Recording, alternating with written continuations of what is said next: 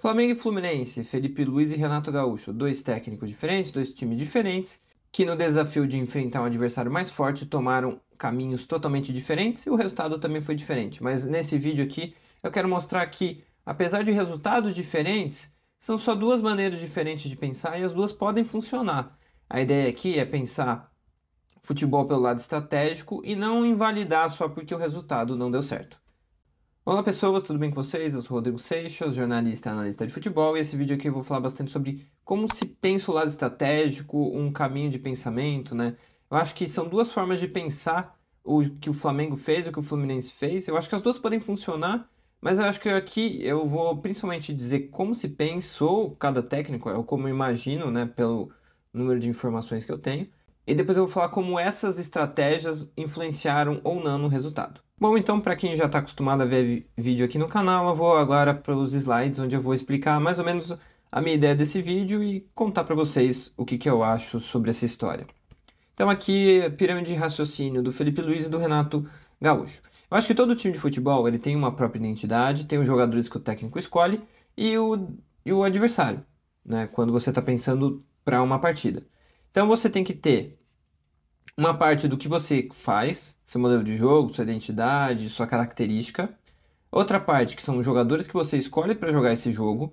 Claro que você tem um número limitado de jogadores, então você não tem um leque tão amplo assim de possibilidade de jogadores, mas dentro dos jogadores que você tem, você escolhe quem você acha que faz mais sentido para aquele jogo, pensando no momento deles e no encaixe em relação à sua identidade de jogo. E depois tem o rival, que é enxergar o que o rival faz bem, o que o rival faz mal e adaptar isso para o jogo.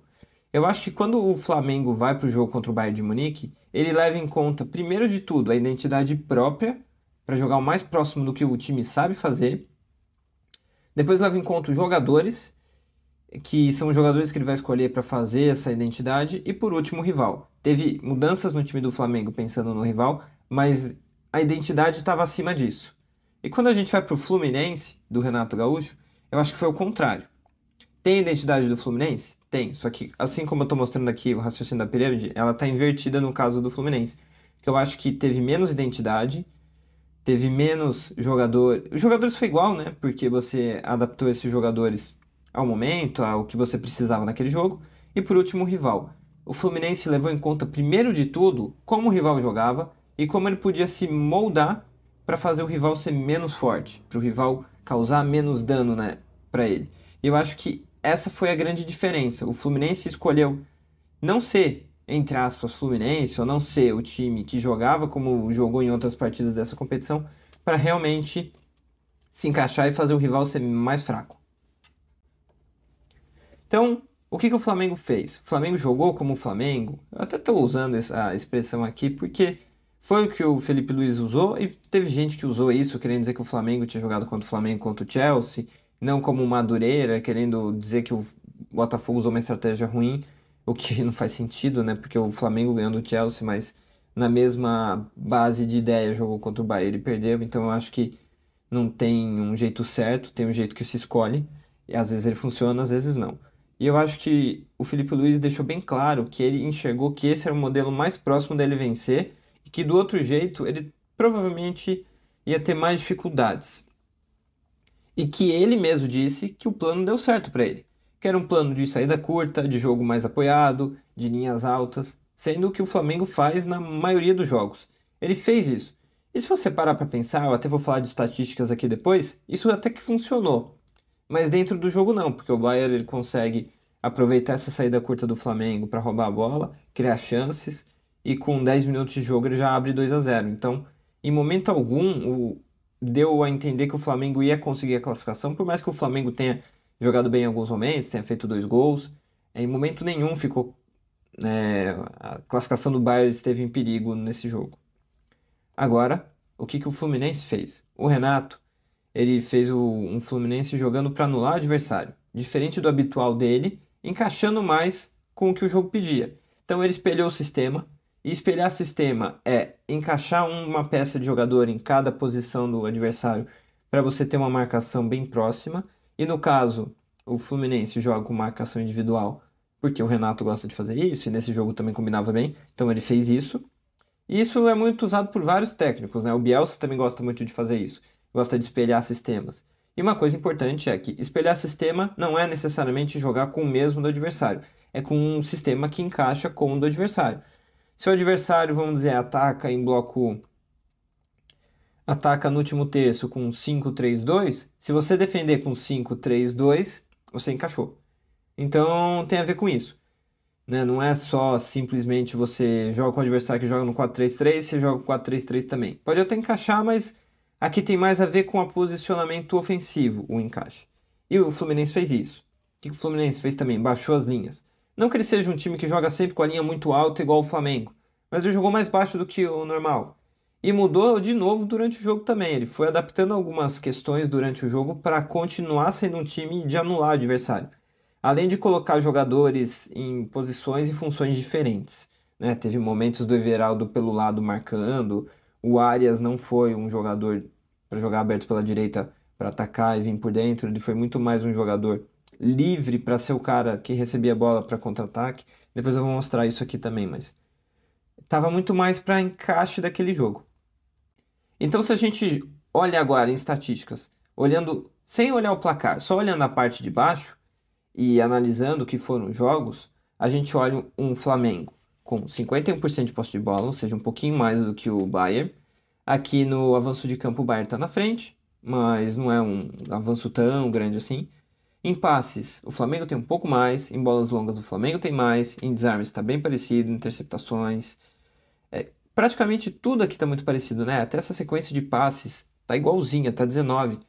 Porque o Flamengo também marcou alto o Bayern, ele também roubou algumas bolas ali que ele não aproveitou também, mas a ideia aqui é que o Flamengo ia equilibrar o jogo com o Bayern. E nesse quesito, o Flamengo equilibrou em tudo. É que acho que no quesito competitivo não, porque o Bayern, por fazer o 2-0 rápido, ele teve momentos que ele pressionou menos, teve momentos que ele pressionou mais. Mas assim, o Flamengo conseguiu jogar, entre aspas, como o Flamengo. Isso é inegável. Nesse sentido, o plano funcionou. É que no quesito competitivo, não, porque o Flamengo teve um calcanhar de Aquiles que foi a saída de bola, já vou mostrar mais disso, e não deu certo. Mas nessa lógica aqui de fazer o seu jogo, o Flamengo conseguiu. E o Bayern ficou até, na verdade, longe do que é o habitual dele. Então, o Flamengo, nesse ponto, ele foi bem.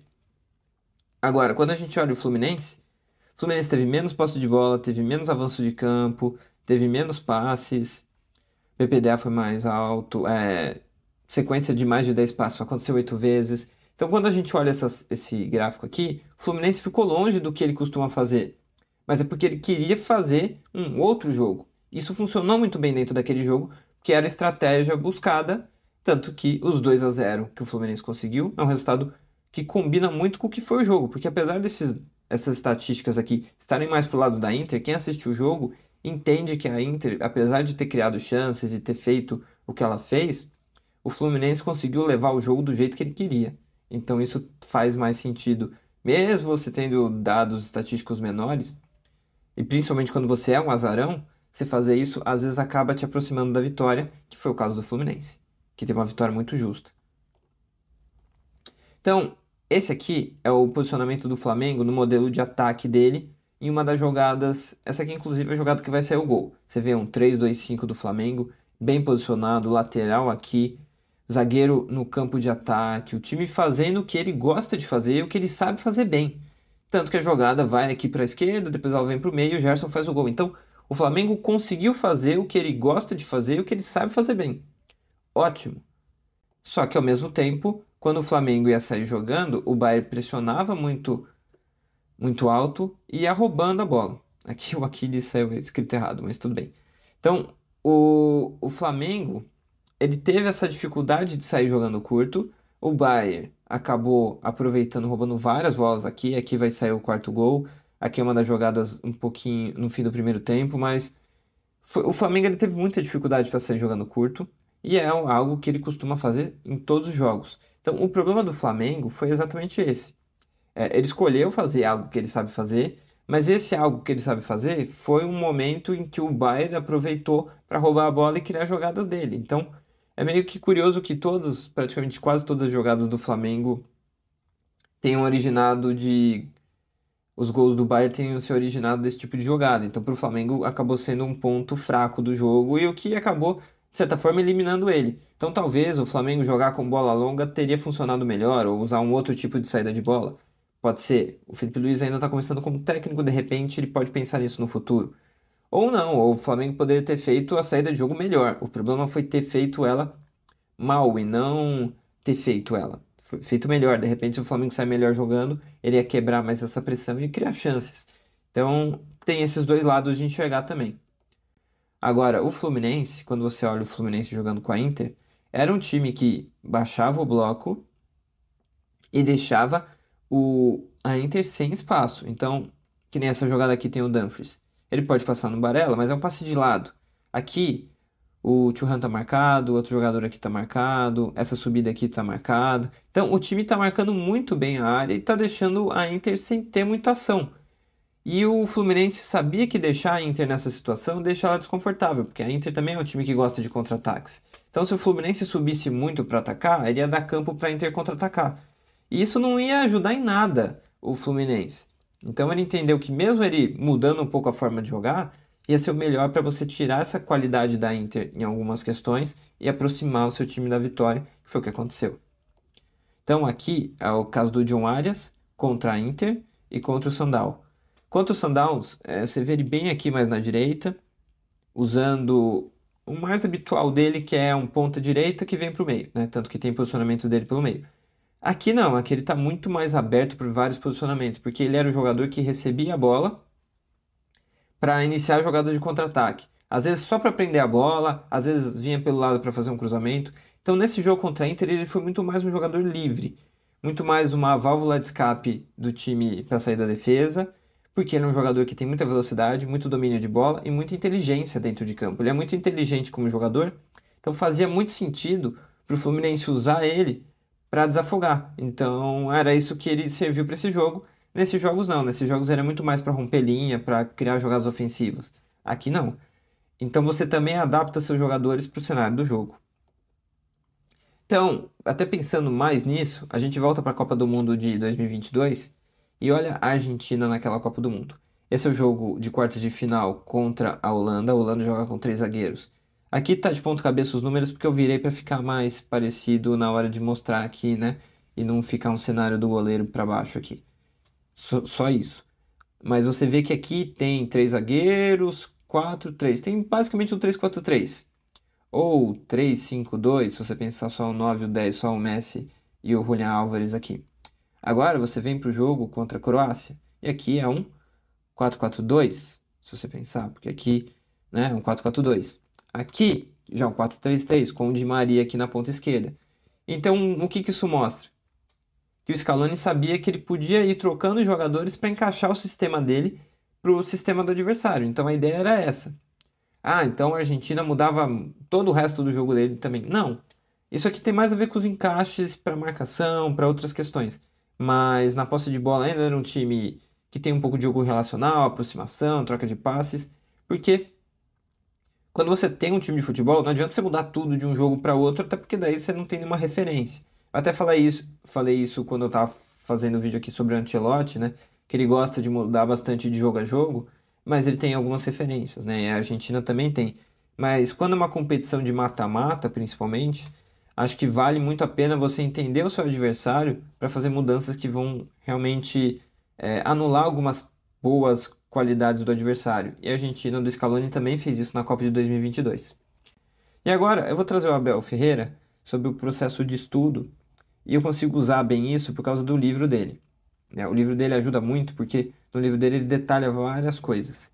E uma delas é o contexto do jogo. Isso daqui é um cardzinho de informações do jogo que ele mesmo usa e que tem no livro, né? Claro, ele deve fazer isso para todos os jogos. Tá meio ruim de ler porque eu tirei foto do próprio livro para trazer para cá, então não tá tão bonito assim. Mas aqui tem o clube, ele explica um pouco como é o clube, que ele fala que é a equipe top 3 do Chile, ele fala que é a equipe que já participou de muitas Libertadores, tem costume de jogar com o time brasileiro, contexto do clube. Árbitro, ele explica um pouco aqui sobre o árbitro. Estádio e clima, ele fala sobre a altura, sobre o nível do gramado, ele falou que é razoável, não é muito bom. E daqui tem a equipe titular, quantos chilenos tem, quantos argentinos, os jogadores são experientes, competitivos, trabalhadores, provocadores, e cada jogo é o jogo da vida deles. Então, eu acho que aqui é sempre para lembrar os jogadores o contexto que eles vão jogar. Porque se você pega um estádio que tem um gramado muito ruim ou que tem altitude, o jogo vai mudar de cenário. Então, isso aqui é mais para. Talvez ele não passe diretamente para os jogadores, mas é algo mais para você lembrar do contexto. Tem uma foto dele da sala, com os jogadores dele, tudo aqui. Eu não sei exatamente de que ano é essa foto, mas só para ilustrar o quanto de informação, o quanto de análise tem. E claro, não é o Abel só que faz isso. Eu estou usando o Abel porque ele tem a referência do livro que está documentado lá, mas eu conheço muitos treinadores que fazem isso. A maioria dos treinadores fazem isso, alguns podem fazer mais, outros menos, cada um tem a sua metodologia. Mas isso é algo muito feito hoje, então aqui não estou querendo dizer que o Abel só faz isso, de jeito nenhum. É só porque eu tenho documentado no livro dele. E agora vai para uma parte que eu acho que é ainda mais interessante, que é esse quadro aqui que o Abel coloca, que são as ideias-chave de cada jogo. Ele faz isso no livro inteiro, então tem vários jogos. Daí você olha aqui de novo, eu tirei foto do livro, né? Então não tá tão bonito assim, mas aqui na esquerda tem o momento de jogo. Então tem organização defensiva 1, 2, 3, organização ofensiva 1 e 2 e transição ofensiva. Quando você pensa nisso daqui, você vai pensar nesses momentos do jogo. Aqui tem o problema, que é o adversário, o que que o adversário faz nesses momentos. Aqui tem a solução, o que sua equipe vai fazer e a estratégia. Então aqui fica bem claro, e eu vou usar o exemplo da primeira e da segunda. Organização defensiva. O adversário, que no caso aqui é o Flamengo, é forte no jogo interior com muita mobilidade de jogadores, volantes, meias e centroavante criando desequilíbrios no adversário, quando conseguem furar os blocos com combinações e tabelas curtas. Se parar para pensar, o Flamengo faz isso até hoje. Então aqui ele está vendo o que o adversário sabe fazer. E aqui do lado, a solução que ele vai usar, ou que ele estudando escolheu, para defender isso, que é defender juntos com bloco compacto, e para isso tínhamos de respeitar nossa linha de pressão, mas, ao contrário dos outros jogos, defesa totalmente zonal, mais gatilhos de pressão, pressão nos laterais e passes atrasados. Isso aqui, manter a base, identidade, ele está querendo dizer que isso já tem mais a ver com o que a equipe dele costuma fazer. Então ele não vai ter que mudar muita coisa. É só ter em mente o que o Flamengo faz e estar preparado para se defender nesse quesito. Beleza. Agora vamos para a organização defensiva 2, que aqui vai ter uma mudança. O lateral mais ofensivo é o lateral direito, ataca sem bola, que é quando o lateral sobe, né? Sem o que o lateral esquerdo ataca, mas em apoio, e bola no pé. Mas ameaça a linha defensiva do adversário com 4, 5 jogadores, que é lateral, direito, ponta direita, centroavante, meia esquerda, ou meia A, não sei qual deles que é, e o ponta esquerda. Então ele está falando que a última linha, a linha de 5, é formada por esses jogadores. Por exemplo, o lateral esquerdo não está ali, porque o ponta direita vem por dentro e um dos meias sobe aqui. Então, aqui, o Palmeiras vai ter que criar um nuance estratégico dentro da nossa ideia, que está escrito, né? Que ele não quer perder tanto a ideia, mas ele vai precisar criar um nuance estratégico. Que aqui ele fala que ele usou, que é, tínhamos de defender com linha de 4 defesas, mais um ala para controlar melhor a linha atacante do adversário. Optamos por 5-4-1 com Scarpa como ala pelas características dos nossos pontas. Então o que ele fez aqui? Normalmente o time dele defendia com 4. Só que nesse jogo ele defendia com 4. Só que nesse jogo ele precisava de mais um. Lembra que eu falei lá no começo sobre espelhar sistema? O Flamengo não jogava com 3 zagueiros. Mas o Abel achou interessante jogar com 4 mais 1 nesse jogo para fazer 5. 5 na última linha. Porque ele precisava fechar essa última. Espelhar esses 5 atacantes do Flamengo. Então a ideia dele era trazer mais um para fazer isso. Então aqui tem uma mudança tática que ele vai fazer para encaixar com o adversário. Então, aqui tem outras coisas também, que é forçar o corredor direito de ataque, porque ele acha que é uma questão ofensiva que pode funcionar, que é a superioridade 4-2 no meio, que também tem a ver com a orientação ofensiva. Então, aqui está bem detalhado o que eu acho que ele faz em todos os jogos até hoje, que são pontos em que ele vai manter o jeito que ele joga porque vai combinar com aquele jogo, e pontos que ele vai mudar. O Abel ele gosta de ter um time que seja bom em fazer muitas coisas. Ele até falou isso em uma das coletivas desse Mundial. Então, a ideia do Abel tá clara do que ele gosta, do que ele quer que o time faça, mas ele vai sempre adaptar e encontrar soluções. Eu acho, até para finalizar esse vídeo, que o Felipe Luiz também tem um pouco disso, que o Renato Gaúcho tem mais, mas assim, cada técnico tem um pouco disso, alguns mais, outros menos, né? Eu vejo o Guardiola com bastante mais identidade dele acima de qualquer coisa. Não que ele não tenha mudado sistemas e encaixes em jogos que ele vê que isso pode não funcionar, e às vezes ele faz isso e não funciona. Quem lembra da final da Liga dos Campeões contra o Chelsea, que ele mudou o sistema dele, colocou jogadores que nunca tinham jogado na vida naquela posição, ou pelo menos dentro daquele clube dele. Então, às vezes ele gosta de fazer umas mudanças assim do nada, entre aspas, né? Nada é do nada, é estudo. Mas ele gosta de fazer isso quando ele vê que um cenário pode se complicar para ele. Então, talvez o Felipe Luiz, crescendo na carreira, ele pode mudar um pouco mais. Mas isso não invalida a estratégia dele, porque como eu mostrei aqui, até olhando as estatísticas, o Flamengo conseguiu ser muito mais próximo do que ele costuma ser do que é o Fluminense. Só que às vezes o jogo não precisa disso, às vezes o que você precisa é só ser melhor que o adversário, marcar mais gols, anular as principais vantagens do adversário e aproveitar as falhas dele para você sair na frente. E eu acho que principalmente quando você enfrenta um time que é mais forte que você, esse cenário costuma dar mais certo, mas também não é algo que seja assim em pedra, que vai funcionar todas as vezes do mesmo jeito. Eu acho que todas as adaptações, todas as ideias, acho que são válidas. O Flamengo poderia ganhar do Bayern mudando totalmente o jeito de jogar? Poderia, como poderia também ter perdido do mesmo jeito. Assim como, sei lá, se eles jogassem hoje de novo, o Flamengo jogando como jogou, poderia ter ganhado. O Fluminense tentou jogar da maneira que costuma jogar contra o Manchester City e perdeu. É, então, eu acho que assim, vai depender muito do momento, da questão. Eu não vou invalidar nenhuma das duas ideias, mas eu acho curioso as duas formas de pensar e de executar o jogo quando você tem um adversário mais forte que você. Então é isso, espero que vocês tenham gostado do vídeo. Eu sou o Rodrigo Seixas, analista e jornalista de futebol. Esse aqui é meu vídeo sobre essas análises táticas. Eu sou jornalista, analista de futebol. E aqui eu convido sempre quem acompanha a se inscrever, a curtir e também a conversar, discutir sobre futebol, né? Deixe comentários, diga o que você acha sobre as escolhas dos treinadores, o que que é melhor fazer, o que que não é bom fazer, o que que você acha que o técnico do seu clube poderia fazer em situações em que ele tem um time inferior. Vamos abrir esse debate aí, que eu acho que é um debate muito bom para a gente pensar um pouco mais sobre a cabeça de um treinador e as estratégias dele durante um jogo. Até porque, se você cria um de um lado, o outro lado também está criando, então às vezes como disse o Fernando Seabra em uma das coletivas dele nesse ano, numa pergunta que eu fiz, às vezes futebol é um pouco joga em pô. Você faz uma pedra aqui, o outro adversário faz tesoura e você acaba ganhando. Mas daí numa segunda oportunidade vocês podem fazer coisas diferentes e o jogo muda. Então tem um pouco desse gato e rato também no futebol. Então é isso, espero que vocês tenham gostado. Até o próximo vídeo e valeu!